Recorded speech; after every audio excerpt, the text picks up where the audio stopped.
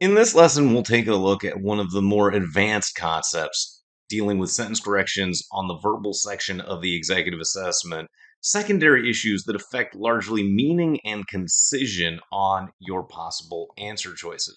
So let's first recap our primary sentence correction issues, starting with subject-verb agreement. We know that your subjects and verbs must match in terms of singular versus plural in number, so that's the difference between dogs run versus dog runs.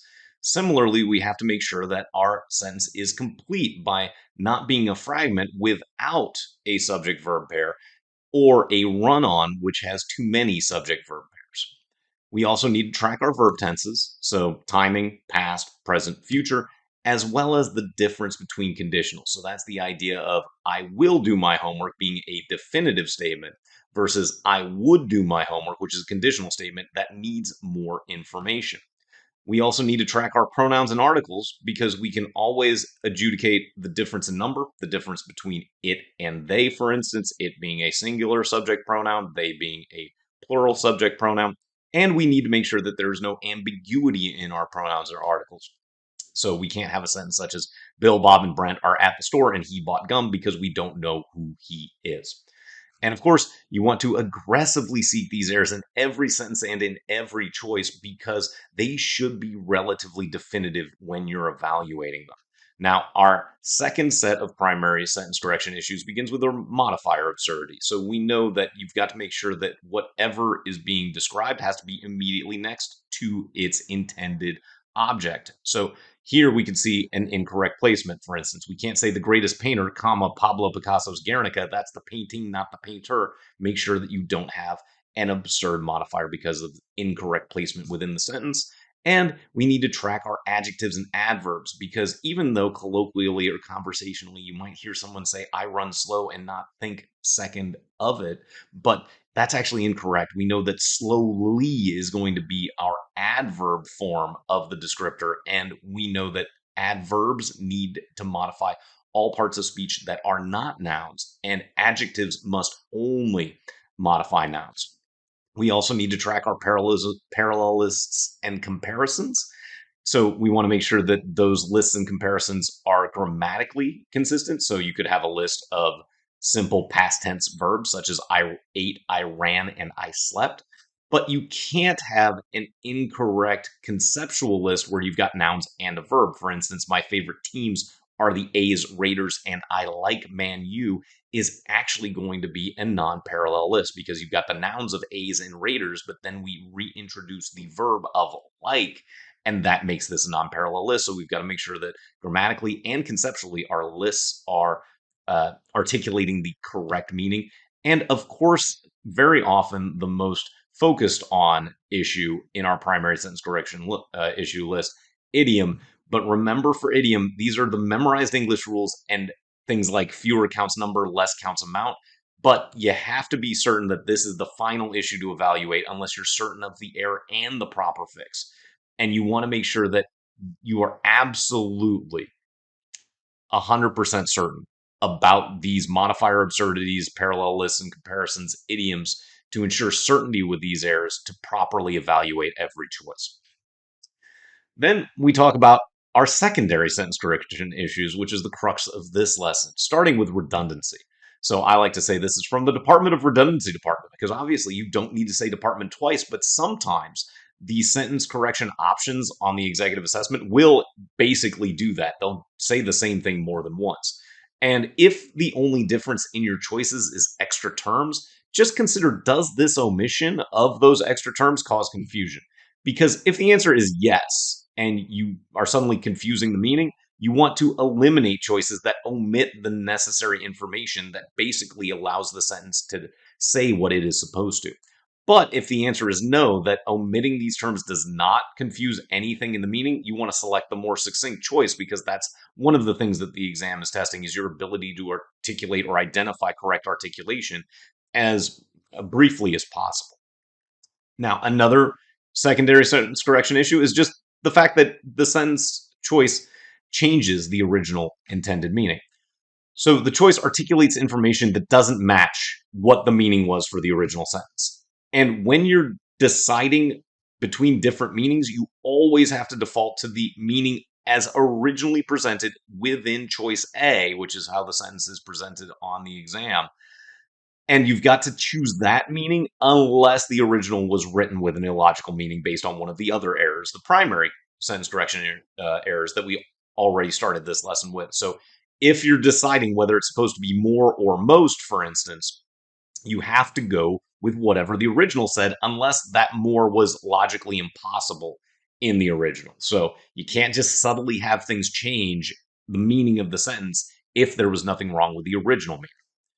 And then our last of the secondary sentence correction issues is the difference between active and passive voice, and the fact that active voice is preferable to passive voice. And so active voice is simply where the actor, the thing doing the action, is the subject of the sentence. For instance, dog bites man. Dog does the action of the biting, bit the man. Passive voice would be man was bitten by dog.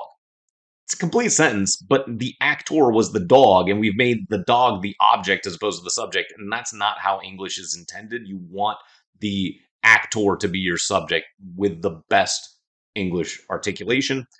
And active voice, as I mentioned, is preferable if both options are provided as answer choices. But this is important because passive voice can be correct if the active alternative is not provided as an alternative choice. So, what are the strategic implications of these secondary issues? Well, first, they're going to be pretty hard to use as your initial issue, especially active voice versus passive voice and changes in original meaning, because you're not going to know if the original sentence had a change in meaning in one of the answer choices until you've looked at the answer choices and the original sentence. Additionally, you're not going to know if passive voice is all that's available as options until you start to look at the original in comparison to the other answer choices. You might be able to identify a true redundancy in the original, but usually you're going to want to focus on the primary sentence correction issues first, and then allow these to become part of the evaluation when you're going through the answer choices, potentially even on a second pass of those choices. And you do have to consider the secondary issues primarily against the other choices, and most especially the original sentence, to try to identify the most direct and correct option that is available to you from the 5 that are presented. So let's take a look at a couple of examples that will illustrate these 3 issues. Starting with this example that you can see is probably going to address redundancy. So as always, we read the original sentence as written, seeking potential top 3 issues: subject-verb agreement, verb tense, pronouns, and articles. So arriving without warning, the earthquake can, in a few seconds, cause a level of death and destruction that can only be matched by the most extreme weapons of war. So we can note added words or phrases in the choices as possible redundancy indicators. For instance, in choice B here, we see shockingly after it's stated arriving without warning. And there wasn't a shockingly in the original. This is one of those instances where if you're scanning the choices, you might be able to identify a pretty apparent redundancy issue, because arriving without warning is shockingly. So I don't need to say shockingly after I said arriving without warning, so we can eliminate choice B. Then we want to consider if extra words actually add needed context or can be excised without confusing the meaning. For instance, here in choice C, we see death level, and we go, death level? The heck's a death level? That sounds like something out of a video game. That's changing the meaning. And now, when we eliminate choice C, it makes us potentially evaluate a level of death more closely, because when we think about it, it's causing death and destruction that can only be matched by the most extreme weapons of war. A level of death and destruction means those two things are now paired together, and that isn't what the sentence is intending to say. So then, of course, we read our possible remaining answer to make sure that it captures the original meaning, or the originally intended meaning. An earthquake can, without warning, and in just a few seconds, cause death and destruction that can only be matched by the most extreme weapons of war. That works out fine. There's no confusion introduced by those omissions. And this significant rewrite is absolutely correct because it captures the intended meaning of the original, and we select it even though it is quite different from the original. Do recognize that significant rewrite can be relatively jarring as you're working through it, but correct. So don't say that you're just looking for something that's closest to the original. The original may have been so far off from the right way to phrase the sentence that a significant rewrite might be the right answer. So let's go ahead and take a look at another common secondary sentence correction issue, changes in intended meaning. So we've got another sample sentence correction here on the left-hand side. We're going to read that sentence, seeking potential top three issues, subject-verb agreement, verb tense, pronouns, and articles. So configuration is comprised of a building size and three-dimensional shape, its form, and its location of structural elements. Before I even go beyond this, I might be able to identify that the is here, its form and its location, can only refer back to either the building's size, not the building itself, its three-dimensional shape, again, not the building itself, or whatever configuration is itself. So that its is going to be incorrect. And even though we get rid of the second its for its location in choice B, the first its referring to the form remains incorrect. So we can eliminate A and B just for that one issue to start. Now, you do want to note omissions and other changes in the options from choice to choice to identify possible changes in intended meaning. And in choice C and D, we see that it goes from configuration to a building's configuration. So a building's configuration is comprised of the building size and three-dimensional shape, as well as its form. Up, there's that its again. It just moved a little bit, and I can see that that's going to make choice C incorrect. So we might move straight to D then. A building's configuration is comprised of a building size and three-dimensional shape, its form and location of structural elements. Well, if we think about this very, very literally, a building's configuration, that means any building, is comprised of a building size. Well, you can't have a building and then a building because a building has to be that building. And a building means any building if we go back to thinking about just pronouns and articles very specifically. So it's not a building and a building. Those could be two different buildings. And that's going to be the same thing with choice C to a degree, although at least with C it said a building and B building. So regardless, for any number of reasons, once we default to the meaning of the original sentence, we can see that C and D are not articulating the originally intended meaning. So we can eliminate those. And then, of course, read your selection into the original sentence to confirm that the intended meaning is captured without any subtle alterations. So choice E, configuration is comprised of a building size and three-dimensional shape. So meaning that building's size and three-dimensional shape. The form and location of structural elements of the building, meaning that specific building, and the nature or location of non-structural components that may affect its performance. And now we finally have the antecedent referent of the building. That means the building's performance is what that its refers to, fixing all of the issues that we had in the intended meaning. And you can see it's really about meaning, not so much about grammar when you're dealing with intent and evaluating how that intent and articulation of said intent changes in the answer choices. So then we move on to our last answer or our last example here for this lesson. And we've got the difference between active and passive. So as always, read the original sentence as written, seeking a potential top three issue, subject, verb agreement, verb tense, pronouns, and articles. So in 2010, the Sitar Art Center's 10th anniversary was celebrated by nearly 500 students who were offered a wide array of class offerings, including ballet, salsa, sculpture, and creative writing, all at a state-of-the-art 10,000 square foot facility.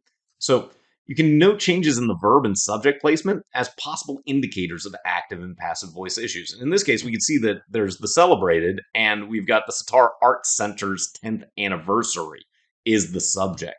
And the other alternatives in B and D, it's the 500 students, or nearly 500 students, who celebrated that 10th anniversary that suddenly become the subjects in B and D.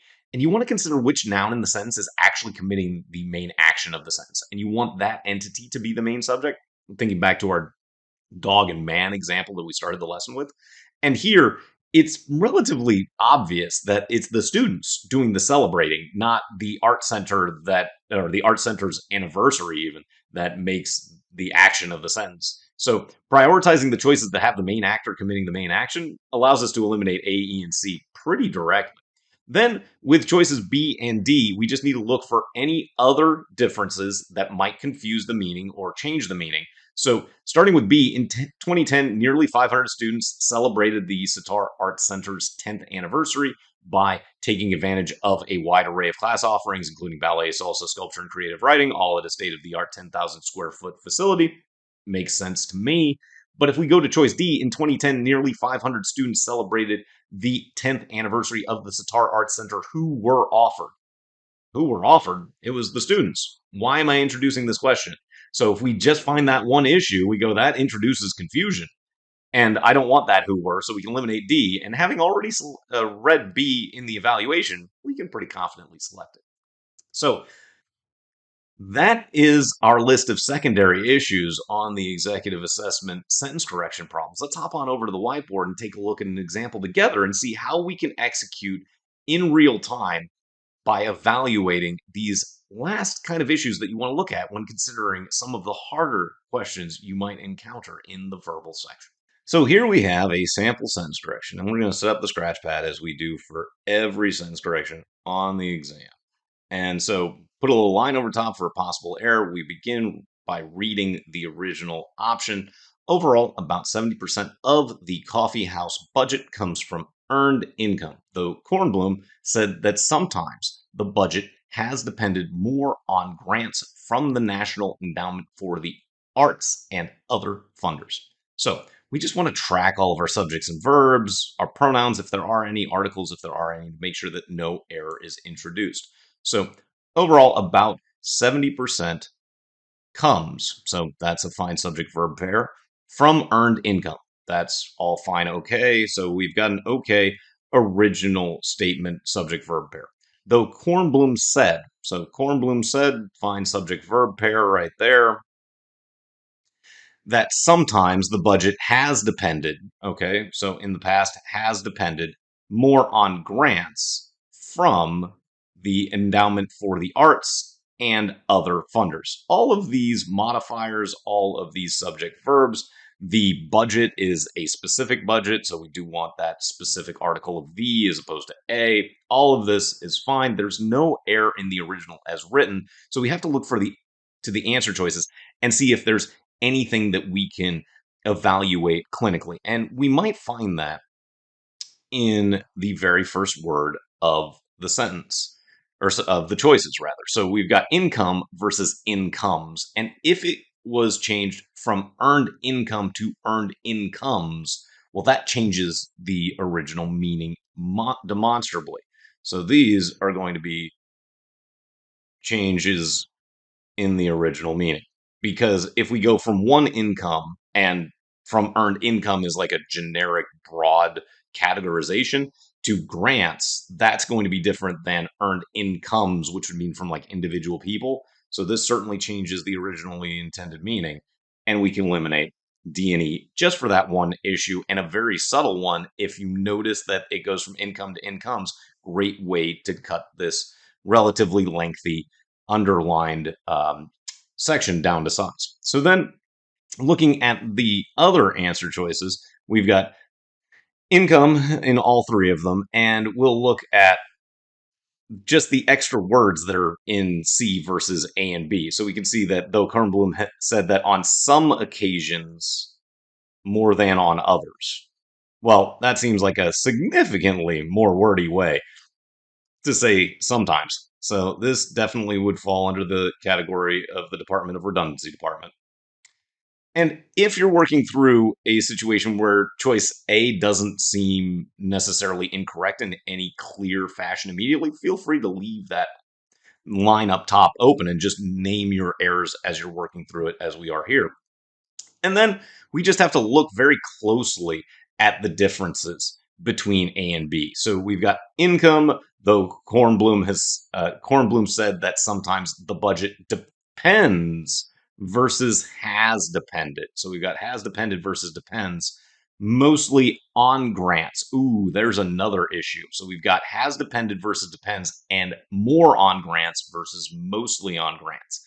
And one other thing that you want to keep in mind is don't allow yourself to get stuck on just one issue, because to my mind, the difference between has depended and depends here is going to be a lot harder to adjudicate as opposed to the difference between more and mostly, because you can't go from more to mostly without changing the meaning again.